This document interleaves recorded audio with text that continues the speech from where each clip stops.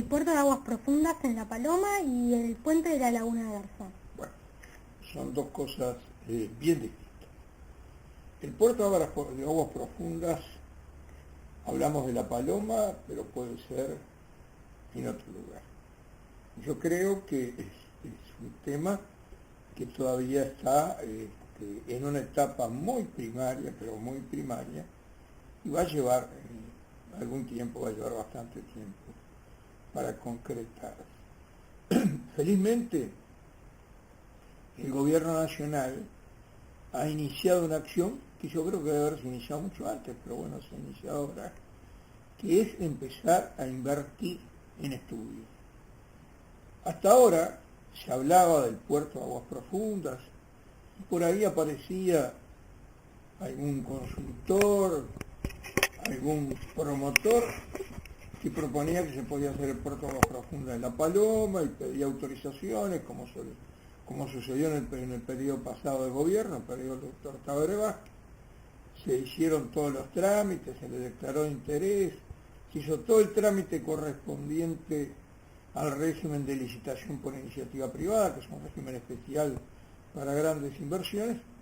Cuando llegó el momento de que había que desembolsar algo, por lo menos para hacer el proyecto ejecutivo, que era imprescindible, se cortó todo, no estuvieron más los proponentes. El año pasado aparecieron otros proponentes españoles que indicaban que podían llevar adelante la construcción del puerto de aguas profundas en la zona de la Angostura. En un proyecto, un anteproyecto enorme, que hablaba de no solo hacer el puerto, sino vías férreas entre la Angostura y Nueva Palmira, entre la Angostura y Salto, entre la Angostura y Montevideo, de aeropuertos, de carga, de hotel 5 estrellas, de una cantidad de cosas, y de un volumen enorme. También se empezaron a correr los trámites, y bueno, ha quedado como en un impasse. Yo creo que no podemos estar, que si queremos realmente que en algún momento se construya ese puerto, que va a ser fundamental ya no para Rocha, sino para el desarrollo de Uruguay, puede cambiar el Uruguay, ese puerto, el gobierno, el Estado, este gobierno o cualquier otro, el Estado, tiene que, en definitiva, aportar algo. Ya no en la inversión, sino por lo menos en el estudio previo.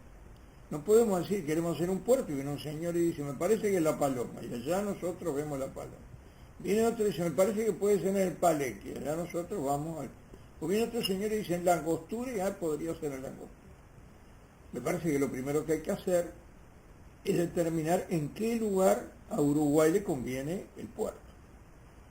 Así, estudiando los equilibrios que tienen que haber entre las facilidades constructivas, las facilidades operativas, la infraestructura que necesita, los impactos que produce en el territorio desde el punto de vista social, económico, ambiental, todo lo demás, y entonces decir, aquí el puerto es en La Paloma, o es en el Palenque, o es en la Angostura, o es en cualquier otro lugar de los 180 kilómetros de costa, pero determinamos dónde es. Lo segundo que creo que tiene que hacer el Estado uruguayo es destinar dinero también a hacer un estudio de prefactibilidad que indique, aunque sea en un orden, ya no en lo exacto, pero en qué orden va a estar la inversión y cuáles pueden ser las tasas de retorno, para entonces sí poder salir proactivamente a buscar verdaderos interesados en llevar adelante, y no simplemente gente que de buena fe, que sería, pero que no cuenta con los recursos, no está viendo si puede obtener una autorización, un permiso, por otro lado, pero se encuentra inversores. Y en esas grandes inversiones la cosa así no funciona. Bueno, felizmente el gobierno ha creado una comisión interministerial que está integrada por el Ministerio de Transporte y Obras Públicas, el Ministerio de Industrias, el Ministerio de Vivienda y Ordenamiento Territorial y Medio Ambiente, e inclusive han ya ellos contratado un equipo técnico que está trabajando por un lado en relevar los primeros elementos generales para tratar de determinar en qué lugar debería ir el puerto, y por otro lado también hay técnicos que están trabajando en relevar las posibles cargas, porque el puerto no se puede hacer para esperar a ver si viene carga, se va a hacer con la seguridad de que hay carga. Y una de las cosas que hay que estudiar es qué dependencia vamos a tener para que ese puerto funcione de Argentina y de Brasil. Y esa es una de las dificultades, porque ya sabemos que Argentina ha defendido durante toda la historia mucho la actividad de sus puertos, que Brasil un poco más diplomáticamente, porque por eso se caracterizan los brasileños a lo largo de la historia de su buen manejo diplomático, también defienden. Pero entonces yo creo que ahora sí estamos en el camino adecuado, que es que el gobierno empiece a tomar, ya no a estar recibiendo, esperando que venga alguien a decir que quiere hacer un puerto y dónde, sino empezar a ver si eso es posible, y si es posible, qué inversión hay que hacer, cuánto hay que poner. En algún momento tendrá que el Estado resolver si también va a invertir. Pero es un tema entonces que está en una etapa muy, pero muy inicial. Es distinto con el puente sobre la Laguna Garzón. El puente sobre la Laguna Garzón, primero que es una inversión infinitamente menor con respecto a esto, que sus repercusiones se limitan al área donde va a estar instalado y no inciden en todo el país, ni siquiera en todo el departamento. Ese puente, se habla hace 30 años de hacerlo, han habido distintas opiniones, favorables, negativas, y yo siempre sostuve que lo que había que hacer, y lo discutía mucho dentro de mi fuerza política en un tiempo, pero el Frente tomaba su posición y yo discuto internamente, pero después acá. Yo sostenía siempre que la cuestión no era puente sí o puente no, sino que la cuestión era resolver, programar, una vez hecho el puente, cómo se iba a ocupar el territorio al cual el puente facilite el acceso.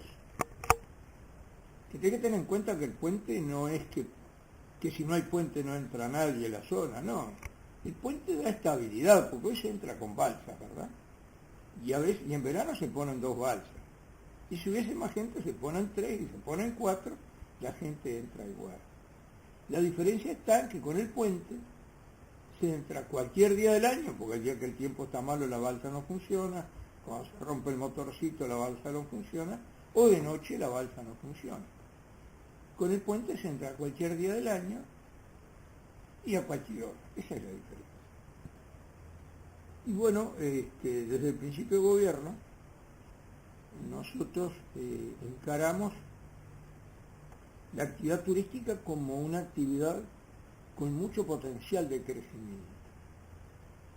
No decimos que sea la principal actividad del departamento, hay actividades económicas muy fuertes en el departamento, pero en general están desarrolladas. Por ejemplo, el arroz está al máximo de productividad que puede tener, e inclusive el 80 o el 90% de la producción se industrializa en el lugar, es decir, que allí lo que nosotros tenemos que hacer es dar infraestructura, dar caminería, apoyar, pero no necesita fomento. La ganadería es una actividad también muy desarrollada en el departamento y felizmente en los últimos años, además tecnificada y modernizada. Rocha pasó de ser un lugar a donde venían los invernadores de otro lado a comprar los terneros para terminarlos en otro lado, a ser un departamento también productor de animales terminados y de muy buena calidad. Hay grupos de productores que tienen convenios con frigoríficos para entregar animales de determinada calidad similar, todos que reciben premios en los precios por esa calidad. Pero no era de eso que estábamos hablando. Lo que sí entonces, el turismo se ha desarrollado mucho, pero sabíamos y sabemos que todavía tiene mucho potencial por crecer. Una de las cosas que pretendíamos hacer, aparte de lograr que viniesen más gente, lo cual se ha logrado con creces, las estadísticas del Ministerio de Turismo indican que de la gente que entra a Uruguay y declara Rocha como su principal destino del año 2005-2006, se ha multiplicado por más de 4, casi por 5. Se ha multiplicado por más de 4 la cantidad de gente que viene a Rocha. Es decir, que en ese sentido está bien. Pero Rocha tiene una gran diversidad de oferta. Sabemos que tiene bañeros de distintos tipos, La Paloma con su turismo de clase media, familiar, Barra de Baliza con el turismo más descontraído, más natural, ¿verdad? Aguas Dulces, también un turismo familiar, o la Barra del Chuy, un turismo familiar tranquilo. En algunos más, Punta del Diablo, que está entrando en una etapa un poco más de sofisticación, de turismo de más alto nivel, aparte de las características naturales y de la novedad que aporta. Bueno, en fin, tenemos una oferta muy variada, pero no teníamos una oferta para una franja de turismo de alta capacidad económica. Entendíamos que esa franja de turismo también es interesante y generalmente es una franja que deja recursos fuertes en el departamento. Y elegimos la zona ubicada entre la Laguna Garzón y la Laguna de Rocha como para allí desarrollar un proyecto, un plan justamente que fuese atractivo para ese tipo de turismo, que además permite ese tipo de turismo, permite utilizar áreas naturales sin afectarlas fuertemente, porque puede tener una baja ocupación. Si yo hago una urbanización en la cual hago terrenos de 500 metros, como son los tradicionales en toda la costa de Rocha, esos terrenos tienen un precio. Pero si yo quiero, y dejo el 10% de áreas libres, como es lo tradicional de los fraccionamientos, si dejo las calles y un poco más. Pero si alguien quiere que en una urbanización se deje por lo menos el 50% de área, como área común, como área libre, como área de parque, de plaza, de lo que sea. Y los terrenos sean de no menos de 2.500 metros, y allí solo se puede edificar hasta el 30%, eso cuesta mucho más caro, ¿verdad? Porque para cada casa hay mucho más tierra. Y entonces no es un lugar, generalmente quien puede acceder a eso es quien tiene mayor capacidad económica. Y eso es coincidente con el deseo de ocupar con muy baja densidad esas zonas. Entonces elaboramos un plan que determina que solo se puede urbanizar del área comprendida entre la Laguna Garzón y la Laguna de Rocha el 10%. 90% debe quedar todo como campo natural. Ese 10% que se puede urbanizar se puede bajo condiciones muy estrictas, por ejemplo lo que recién decía, que debe tener un mínimo del 50% de área libre. Si el área libre es más, se le premia con mayor edificabilidad para que concentre y deje más paisaje libre. Se establecen hasta detalles como deben ser las instalaciones sanitarias y la disposición final de los residuos líquidos de cada casa, cómo deben ser las instalaciones de alumbrado, las instalaciones de servicios de cable, todo debe ser subterráneo. Es decir, se hace un plan que exige inversiones importantes y que incorpora esta faja de turismo de alto nivel que no tenemos. Y a partir de ahí sí decimos, hecho esto podemos hacer el puente, porque sabemos que el lugar va a ser ocupado ordenadamente, va a tener una muy baja densidad, el tema está totalmente estudiado. Por ejemplo, la proyección de ocupación de esa área en 50 años nos da que en ese 10% va a ser el único que se puede ocupar. Habrá en 50 años en temporada alta una densidad de 10 habitantes, de 11 habitantes por hectárea, una densidad realmente baja.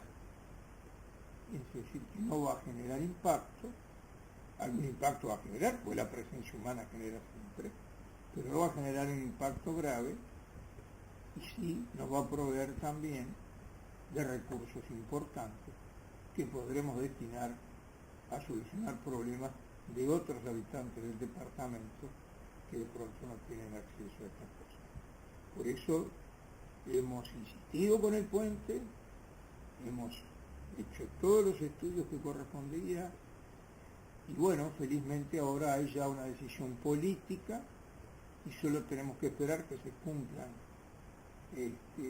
los trámites finales para que se autorice y se construya.